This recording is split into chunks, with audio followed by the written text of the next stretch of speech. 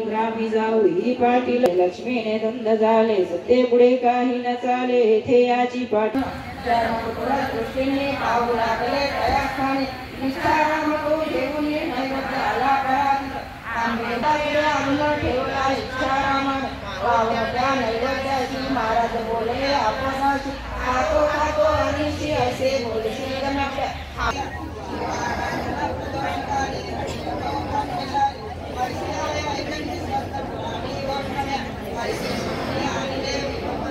जाऊ झाले मी तवगे नावायचे हे स्वस्त माजले बहुत दे खरे खोटे आज पर्वत घ्या पुढे हिगला